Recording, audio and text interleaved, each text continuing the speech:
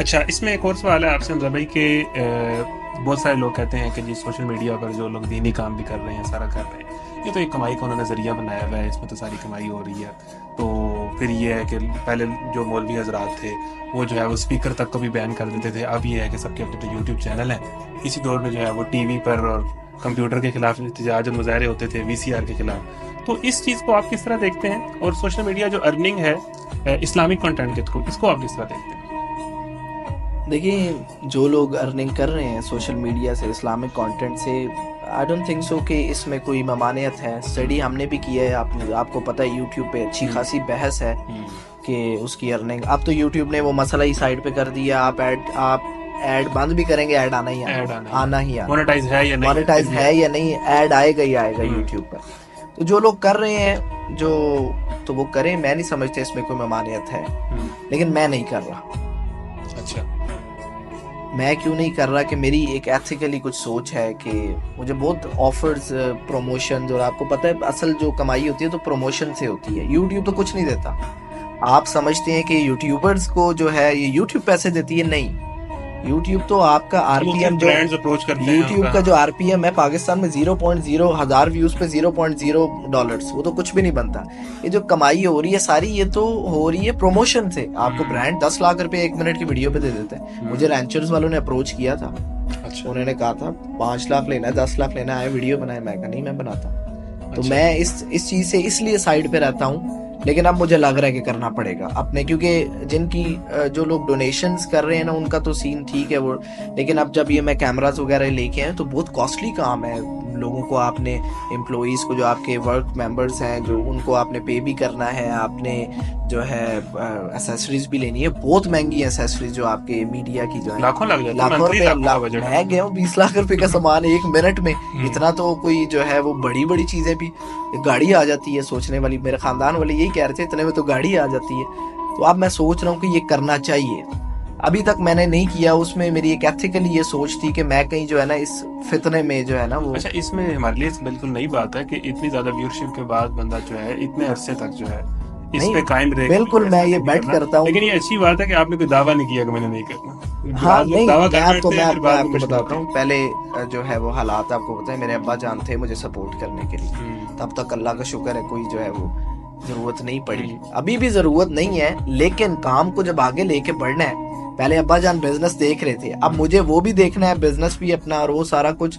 تو مجھے اب سمجھ آ رہی ہے. پہلے تک ٹھیک تھا، میں نے کہا نہیں ابھی ضرورت نہیں ہے کہیں اس فتنے میں، کیونکہ اللہ تعالیٰ نے تو 12 بتایا ہے کہ مال فتنہ ہے. اور آپ صلی اللہ علیہ وسلم کی حدیث ہے کہ مجھے اپنے جانے کے بعد یہ نہیں ٹینشن کہ تم جو ہے شرک میں مشرک ہو جاؤ گے، تم مال کے پیچھے ایک دوسرے کو قتل ہو. یہ بالکل واضح بات ہے. آج جو بھی میجورٹی جتنے فتنے ہیں وہ سارے مال کی وجہ سے ہی تو ہیں. تو اس لیے میں نے اس کو اسائڈ رکھا. لیکن اگر کوئی کر رہا ہے تو اس میں کوئی ممانعت نہیں ہے. اگر آپ نے اپنے کام کو آگے کرنا ہے، دنیا، میں یہ بھی سمجھتا ہوں کہ وہ دنیا میں آج کل ایک ہتھیار ہے، پیسہ ایک ہتھیار ہے. یہ ابھی ہم جو کیمراز رکھ کے بیٹھے ہیں، لیکن میں یہ بھی نہیں سمجھتا کہ پیسہ نہیں ہے تو کچھ نہیں ہو سکتا. اس کی بہت بڑی مثال یہ ہے، ڈاکٹر اسرار احمد، کوئی پیسہ نہیں تھا ان کے پاس، کرائے کا گھر تھا. ان کے پاس نالج تھا نا، سکل تھا. انہیں فورن کنٹریز میں US جاتے تھے، وہ لوگ بلاتے. تو جو یہ بھی کلیم کرتا ہے کہ پیسہ نہیں تو کچھ بھی نہیں، وہ بھی غلط ہے. اچھا، اس میں وہی میری بیلنس والی بات آ جاتی ہے، بیلنس کرنا ہے. آپ نے بیلنس، ہر چیز کو، دنیا نام اسی، آپ نے جو ہے اس کو بیلنس کرنا ہے. تو اس میں کوئی ممانعت نہیں ہے. اگر آپ کرنا چاہتے ہیں تو آپ ضرور کریں. وہ بھی ذکر تھا نا، عشرہ مبشرہ میں جو ہے کافی تعداد میں صحابہ جو ہے وہ ٹھیک ٹھاک جو ہے وہ. حضرت عبد الرحمن بن عوف ایک پاپولر تھے، ٹھیک ہے. اس کے بعد حضرت عثمان غنی رضی اللہ تعالیٰ عنہ. اس کے علاوہ اتنے کوئی صحابہ خاص نہیں تھے جو کہ جو ہے وہ اتنی اچھی انکم، آپ کروڑوں اربوں والی بات کریں. وہ تو دیکھیں ہمارے لیے جو بہترین نمونہ ہے. مجھے ایک بندہ کہتا ہے کہ جو پیسہ نہیں کماتا نا، جو مال نہیں کماتا، وہ بندہ جو ہے ناکام انسان ہے. میں نے اسے کہا ادھر بیٹھو، مجھے جواب دو کہ آپ صلی اللہ علیہ وسلم ناکام انسان تھے. پریشان. وہ کہتے کیا مطلب، کیا بات. وہ انٹلیکچل بندہ تھا. میں نے اسے سورہ بقرہ میں سے ابراہیم علیہ السلام اور اللہ کی جو بات ہو رہی تھی، قال انی جاعلک للناس اماما، اور اس کے قال ومن کفر فامتعہ قلیلا، وہ میں نے اسے سمجھایا. وہ کہتا ہے میری زندگی کا نظریہ ہی بدل گیا. اچھا، تو میں یہ نہیں سمجھتا کہ پیسہ ضروری ہے، لیکن یہ بھی نہیں کہ پیسے کے بغیر کچھ نہیں ہو سکتا. پیسہ ایک ضرورت ہے، اس کو آپ ایز اے ہتھیار یوز کریں لیکن اگر آپ اپنی زندگی میں پہلا گول ہی پیسہ سیٹ کر لیں گے, آپ حلال حرام کی تمیز بھول جائیں گے, تو پھر تو آپ کے لیے دنیا میں بھی خسارہ ہے اور آخرت میں بہت سارے مسئلے تو تقدیر بھی سالو کر دیتی ہے کہ آپ کوشش کریں, آپ کوشش اللہ تعالیٰ نے آپ کا رزق لکھا بالکل لکھا ہوا, یہ تو جو ہے قرآن بار بار بتا رہا ہے, آپ نے کوشش, لوگ جو ہے, اور بیسیکلی پیسے کا معاملہ, پیسے کی بات نہ ہی چھیڑے تو پیسے کی بات بہت لمبی ہو جائے گی. لیکن اس میں یہ چھیڑنی اس لیے شاید ضروری ہے کہ آج کل جتنے ولاگرز اور یوٹیوبرز آ رہے ہیں نا, جن کو بڑی تعداد میں میٹرک انٹر کی جو ہماری ینگ جنریشن ہے فالو کر رہی ہے, وہ تو شو آف پیسہ بھی کر رہے ہیں اور وہ اس سے ریلیٹ سچ, تو اس میں بہت زیادہ لوگ انسپائر ہو گئے بھائی اگر یہ بیٹھا بیٹھا میں میٹرک کر لیا, انٹر کر لیا, میں پڑھ رہا ہوں, میں دن رات لگا رہا ہوں, اور یہ بندہ جو ہے یوٹیوب چینل بنا کے یوٹیوب چینل دیکھیں, اگر آپ کسی ولاگر کو دیکھ رہے ہیں, وہ لینڈ کروزر لے رہا ہے, پراڈو لے رہا ہے, کتنے ہیں, 3 ہیں, 4 ہیں, 5 ہیں, آپ 10 سے زیادہ نہیں لاگل, کروڑوں لوگوں میں 10 بندے تو ہو ہی جاتے ہیں بھائی, ایسا نہیں, وہ تو ایک ان کا جو ہے. اور آپ کو میں یہ بات بھی کلیئر کر دوں, جن ولاگرز یوٹیوبرز کو آپ دیکھ رہے ہیں وہ راتوں رات نہیں امیر ہوئے, ان کی بھی ہسٹری کو پڑھیں, 5-5 10-10 سال ہو گئے انہیں, 5-5 10-10 سال وہ جو ہے ادھر ادھر رلتے رہے, تب جا کے وہ اس قابل ہوئے ہیں.